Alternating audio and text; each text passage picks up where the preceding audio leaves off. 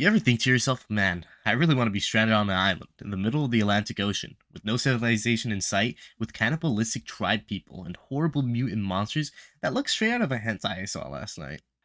Yeah, that's what I wanted when I was around 12 or 13 years old.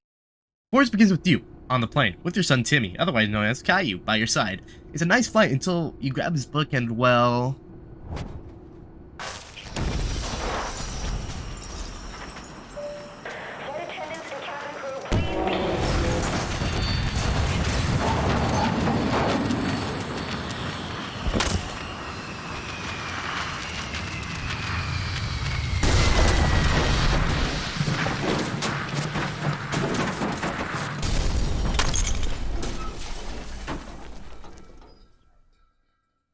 Unfortunately, you live.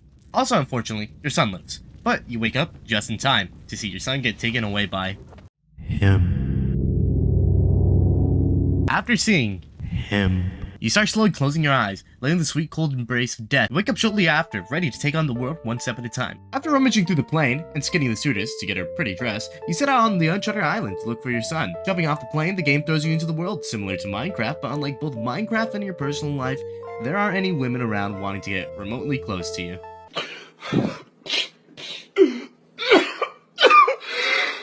The ground contains all sorts of items that you will need throughout the game, mostly sticks and rocks, but there are suitcases all over the ground that you can break open to get sodas and jockey bars. Also in the suitcases are batteries for a flashlight and cloth to wrap around your weapon to light it ablaze. Cloth can also make items such as molotovs and ropes, just to name a few.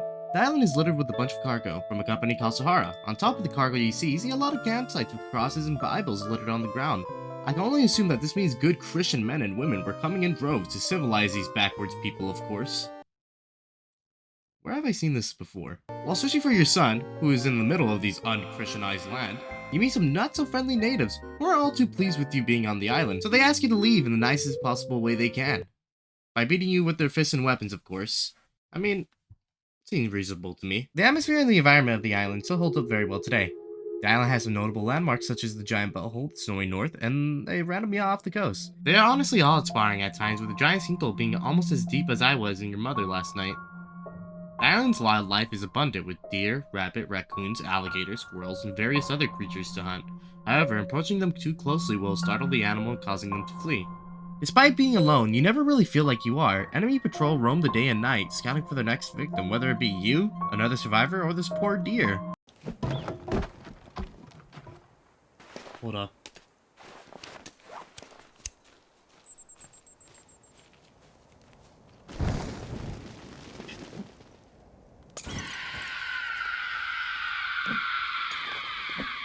Nice.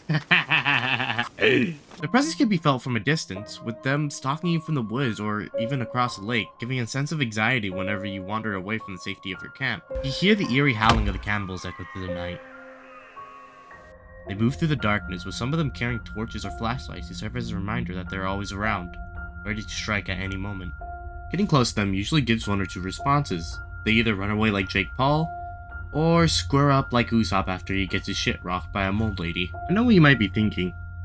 Is there anything else on this island that I have to deal with? Yes. Yes, there are. Welcome to our show today. I'm your host, ChicoPhico, here to show off all sorts of quirky monsters. Over here is a hentai monster that is trying to stick his tentacles in you. Big Bob over here, who is trying to give you his cock meat sandwich. These little fetuses which fling themselves at you. And this, weirdly built monster. Now, don't get any ideas with these mutants over here, because I have been informed by the show that these mutants aren't legal or breedable since they are children. Aww. I don't know whether you guys are awing at the fact they aren't breedable or legal. It's kind of concerning.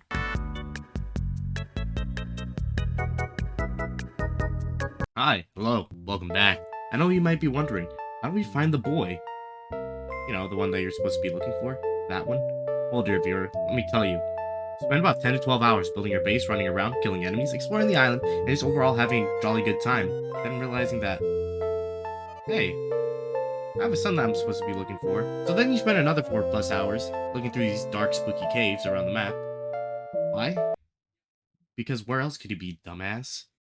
The caves are genuinely the scariest part of the game. Not knowing what's around every corner, hearing the echoes of the cannibals laughing to themselves, and them getting louder and louder as you get closer, to the roars of the mutants that are just below you ready to kill you.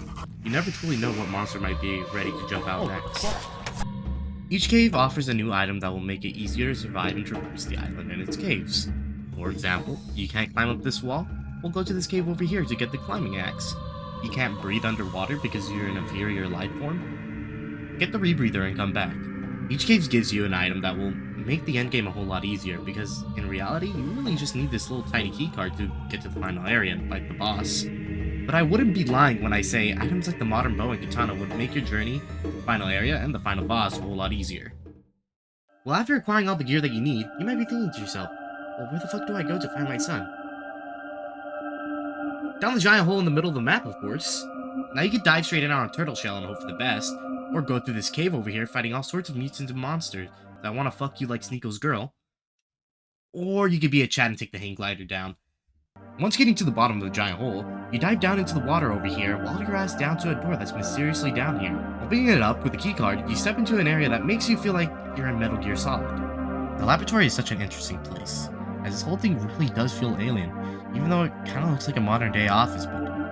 You're so accustomed to living like a caveman throughout the game, that seeing a high-tech facility makes you feel like a 12th century British boy walking into a McDonald's for the first time.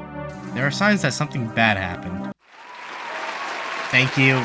I know, it wasn't too obvious for most people. What can I say? You guys can all get on your hands and knees and suck my... Walking through, you see a lot of corpses of employees and experiments gone wrong. A whole container filled with nothing but flesh and parts, the babies and mutants that you've encountered throughout the game.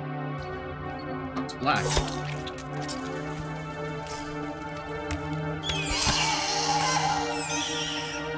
Zorro. The area points towards that these mutants were created by messing with kids by using a device located somewhere in this facility. You eventually find your son, only that tragically he's dead.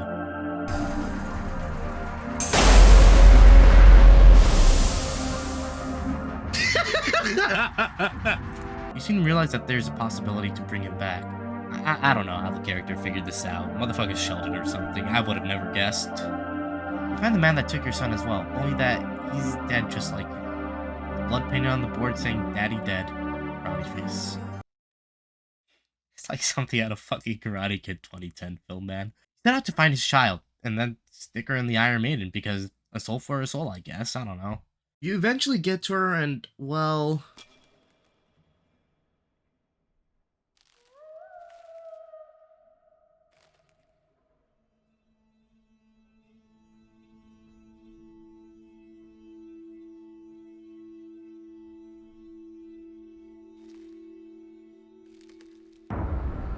Oh.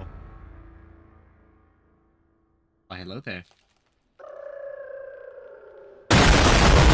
Yeah, that little shit just dissed your ass and started seizing out, and then became a boss that shits out babies. Yeah. Oh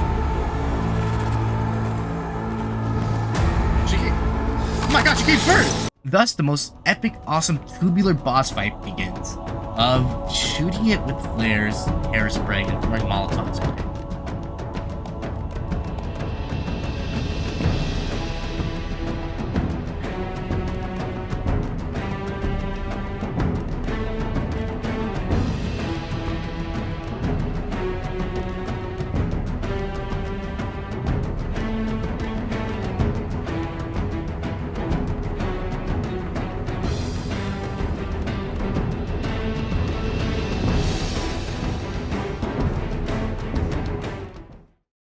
You eventually kill her, grabbing her corpse to put in the Iron Maiden, in hopes that your son comes back to life.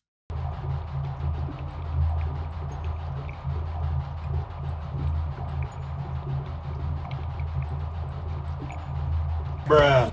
Unfortunately, it didn't work out, since it needs a live sample. She drops another keycard to a door that was previously locked, so you head towards it to find an elevator that takes you to the tippity top of the world.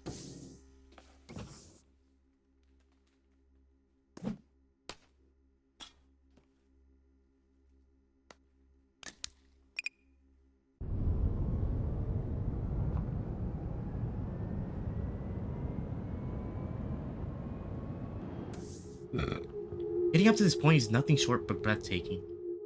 Seeing the icy mountaintops that you've seen all game, to having an overview of the whole entire island. Walking into the room, you're faced with a difficult choice. Either let your son stay dead, or use the same device that was used on you, subjugating other people to the same fate as you. I obviously pressed the fucking button, man. I didn't come all this way for some little shit with a shitty ass hairline to die.